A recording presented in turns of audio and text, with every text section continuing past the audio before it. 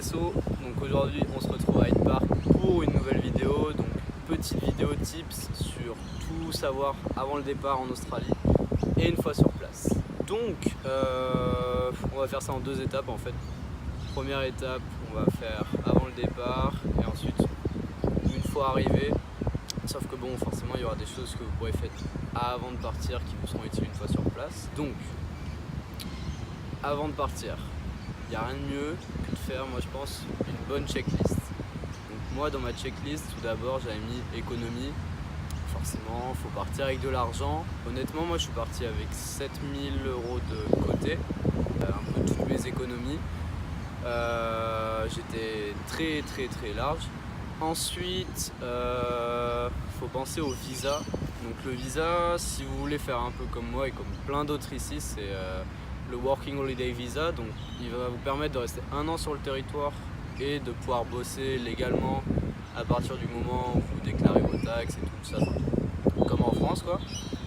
Donc ce visa il coûte 400 € à peu près à faire. Vous pouvez le recevoir dans la seconde même où vous avez payé, ou un mois ou une ou 2 semaines après, mais bon il y en a qui ça prend un peu plus de temps j'ai vu, mais bon c'est un peu de la faute à pas de chance. Vous pouvez le voir sur mes petites notes parce que forcément il y a plein d'infos qu'il faut pas oublier. Donc j'arrive à lire, ouais, CV, forcément le petit CV en anglais faut le faire. Faites pas des CV à rallonge et tout parce que franchement les Australiens ils sont un peu flemmards, donc plus c'est synthétique mieux c'est, mais pas trop non plus. Mais voilà, faites un truc propre, demandez de l'aide, n'hésitez pas. Si franchement, allez sur des groupes Facebook, genre les Français en Australie, enfin voilà, il y a plein de trucs comme ça. Et demandez, les gens, il y en a plein qui s'y connaissent un peu, qui font des CV ou qui peuvent vous donner des conseils ou autre et tout. Enfin voilà quoi, n'hésitez pas. Donc économie, visa, CV et ensuite la santé. Genre la santé. On va d'abord parler assurance en Australie, parce qu'en fait tout ce qui est sécu social et tout en France ça prend pas en compte en Australie, donc il faut prendre une assurance santé. Les deux plus grosses c'est CCM et Shapka. Moi j'ai pris Shapka, CCM pardon, parce que voilà j'avais un peu demandé des avis et tout, et puis on m'avait plus conseillé celle-là, et ça coûte environ 300, je crois que j'avais payé 330 € pour 1 an. C'est un truc comme ça, ouais. Et Shapka c'est à peu près pareil aussi, c'est en gros du 30 € par mois. Ensuite au niveau permis aussi, ça ne paie pas de faire votre demande de permis international, parce que comme ça après une fois arrivé ici vous pourrez conduire tranquillou, parce que après ici le permis c'est pas du tout comme en France, genre c'est vraiment c'est plusieurs licences et tout, donc vous n'êtes pas un driver normal comme en France à 18 ans, ici c'est plus tard. Donc faites votre demande de permis international, vous serez beaucoup mieux. Pour en revenir à la santé, pensez bien à tous ceux qui, déjà par rapport aux femmes, prenez 1 an de pilule, clairement. Et pareil, les diabétiques, enfin, tous ceux qui doivent suivre un traitement, préparez votre traitement pour 1 an, parce que ici ça va être un peu plus compliqué de retrouver les mêmes médocs que vous preniez, enfin les ordonnances et tout ça. Ça va être un peu plus chiant et extrêmement plus cher aussi. Donc voilà, préparez-vous une énorme trousse de pharmacie pour 1 an et vous serez bien. Bon, déjà au niveau de l'avant-départ là, on a fait un peu le tour. Déjà désolé si le son est un peu dégueulasse en soi, parce que voilà quoi, j'ai pas encore pu investir dans un micro. Je suis à l'extérieur, il y a des oiseaux, il y a du vent. Voilà, le mec se plaint tout le temps. Non.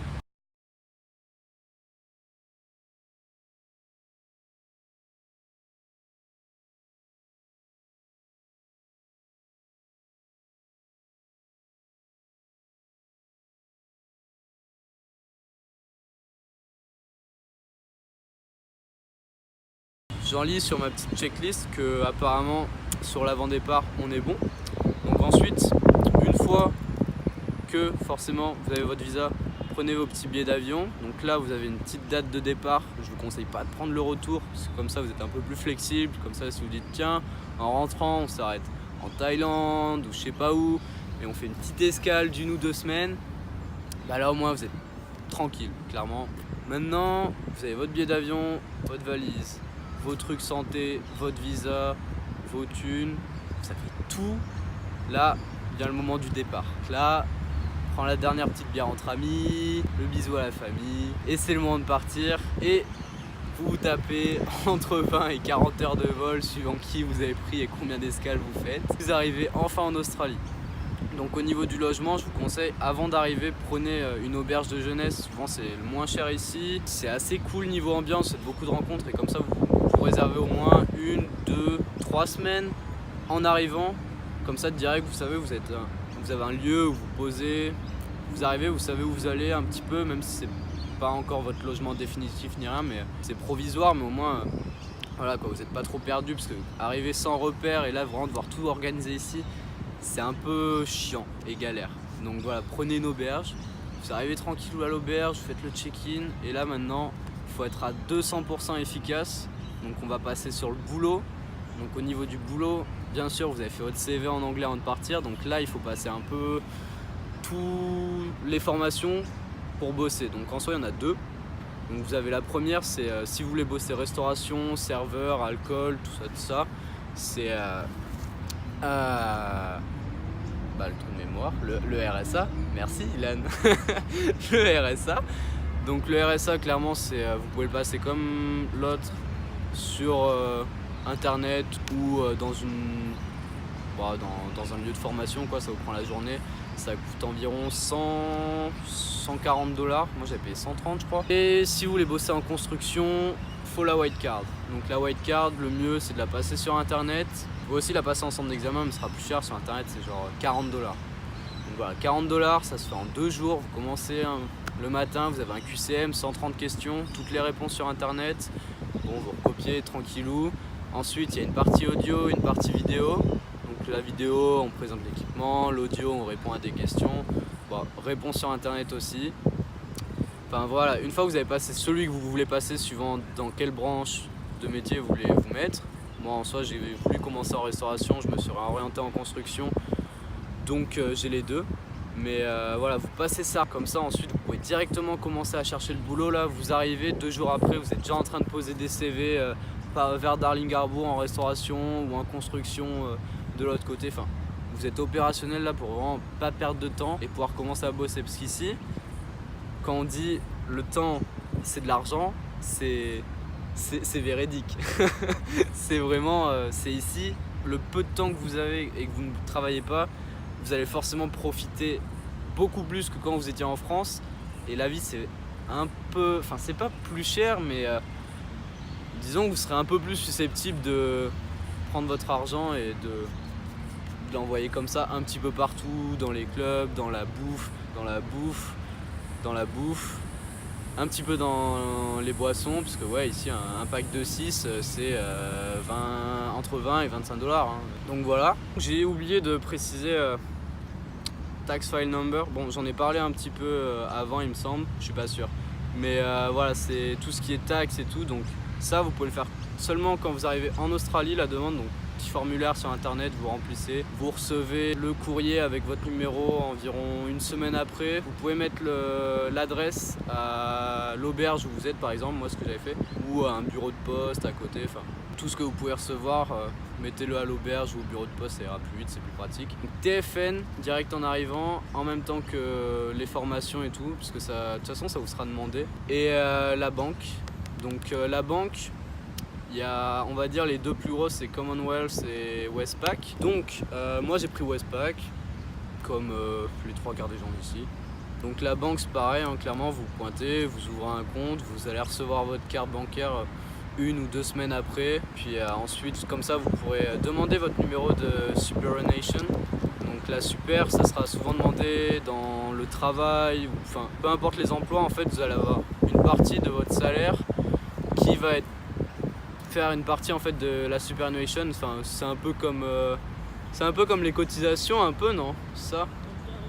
Ouais, voilà, un peu la retraite, tout ça. Et en fait cette superannuation vous allez la récupérer au moment de quitter le territoire, quand vous allez rentrer en France quoi, enfin à la fin de votre visa ou quand vous le souhaitez. Donc au niveau du travail, une fois que vous avez tout, là vous avez votre compte bancaire pour recevoir l'argent, votre TFN pour en donner un peu, vous avez votre white card ou votre RSA. Vous pouvez commencer à bosser. Donc là, ici, le travail, c'est comme partout ailleurs. Clairement, c'est prenez vos CV, vous prenez vos trucs, vous habillez propre. Bon, arrivez pas en mode touriste, claquette, short, je rentre de Bondi Beach. Non, non, habillez-vous propre, ou limite si vous cherchez en construction, si vous avez déjà vos équipements de chantier et tout, genre votre t-shirt, votre pantalon et tout. Enfin, arrivez comme si vous étiez prêt à partir sur le chantier là dans 1 heure ou à embaucher derrière en cuisine juste après aussi. Ça donne vraiment une meilleure image de vous. Vous arrivez, ben voilà, vous présentez, vous dites cherche du boulot, vous donnez votre CV. Ça, c'est vraiment comme en France, comme partout ailleurs quoi. Ici le boulot et puis surtout c'est encore plus accessible. Et vu qu'il y a beaucoup de là, nous on voit à Sydney, il y a beaucoup de gens qui cherchent du travail, mais il y a aussi beaucoup de gens qui proposent du boulot, et que ça soit en tout, en construction, en restauration, en jardinage, en nettoyage. Ici tout est bien et surtout bien payé, parce que au niveau du boulot, c'est suivant ce que vous faites, ça peut être hard. Surtout c'est beaucoup mieux payé quoi. Ici un gars en chantier, on va toucher 1000-1500 $ par semaine, et en France 1000-1500 $, ça fait quoi? Bon, on va dire 1500 $, ça fait un peu moins de 1000 €, mais ça c'est ce que vous allez faire en 1 mois, et ici vous le faites en 1 semaine.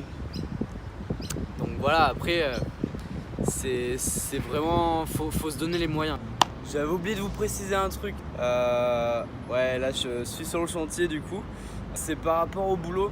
Donc tous ceux qui ont fait des bacs pro, que ce soit en cuisine ou vraiment plombier, menuisier, enfin tous les boulots qui sont spécialisés dans quelque chose, mais n'hésitez pas à prendre une année de césure et à partir ici, parce que quand vous arrivez avec un métier que vous connaissez déjà comme ça, ici vous allez attaquer avec des payes,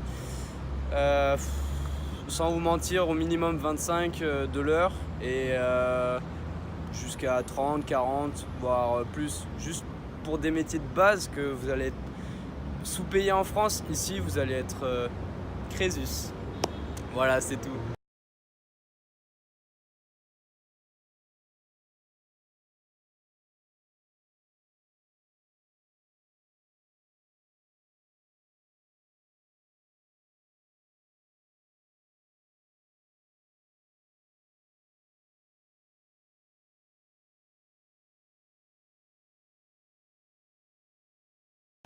Du coup, maintenant vous avez votre taf, vous avez votre logement. Bon, ça peut aller vite comme ça peut être long. Vous inquiétez pas si vous restez 1 mois, 1 mois et demi en auberge.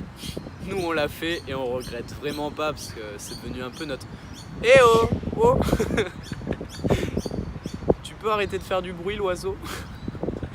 Et non mais voilà, là, franchement prenez votre temps aussi quand même. Vous n'êtes pas là pour vous presser, hein. Vous n'êtes pas là 2 semaines.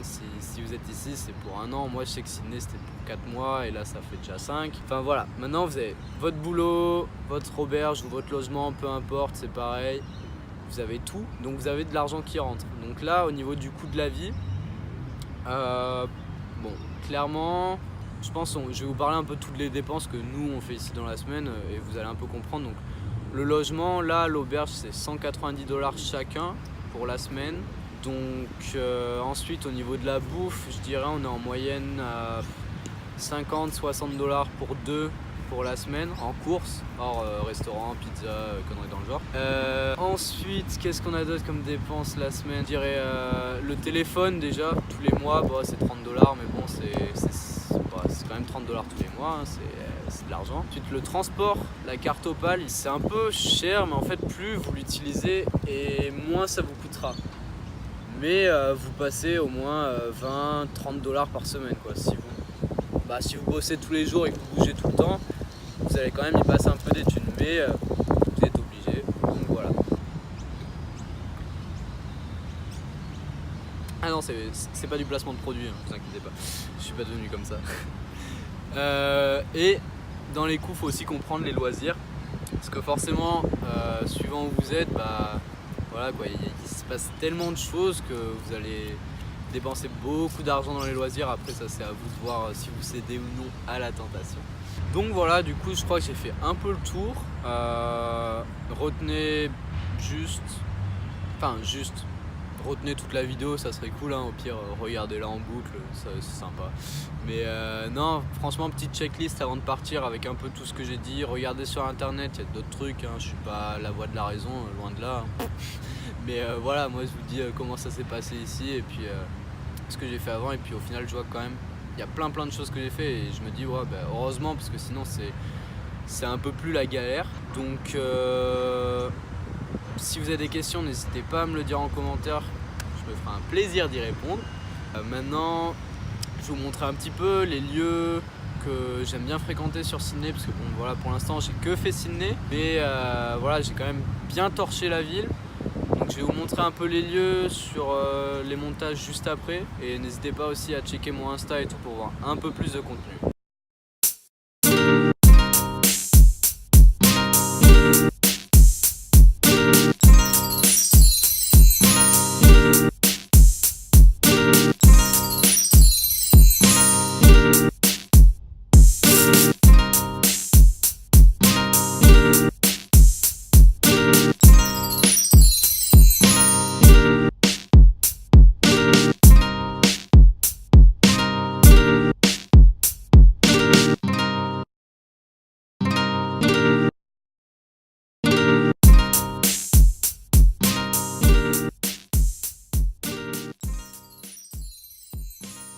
Bon, voilà, cette vidéo est enfin terminée, donc voilà, il y a eu beaucoup d'informations, j'espère que le son ça a été un peu bien, je vais essayer de gérer ça au montage et tout un peu.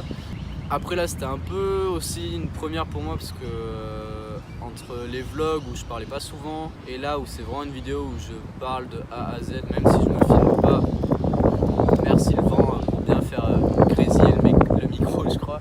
Mais ouais, même si j'ai pas l'habitude vraiment de parler de A à Z pendant toute une vidéo. Du coup là c'est un peu une première, mais j'aime bien, franchement j'aime bien, et du coup je me dis ça va me donner plein d'idées pour plus tard, que ça soit peut-être faire des vidéos déjà en anglais. Ça on va voir parce que mon anglais n'est pas encore fluent. Clairement c'est pas trop ça, enfin ça va, mais bon, si c'est pour après avoir trop de haters en commentaire sur mon anglais, non merci. Mais même que ça soit des dialogues avec des inconnus dans la rue ici ou plein d'autres choses quoi.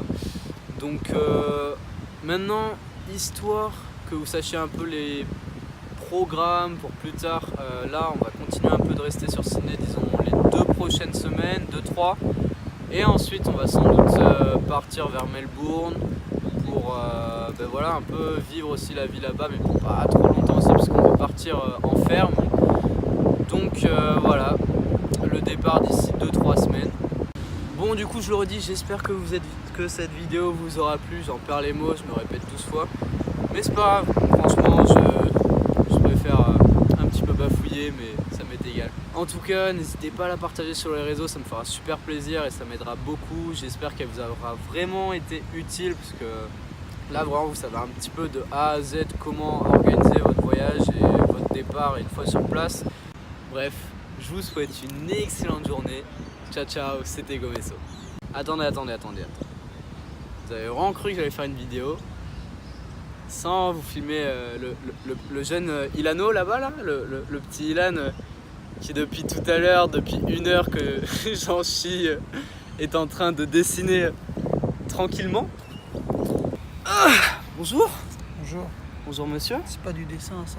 Ah, c'est pas du dessin C'est de apparemment. la thérapie ça. C'est de la thérapie. Regarde ça, on est dans un parc, il fait beau, c'est calme.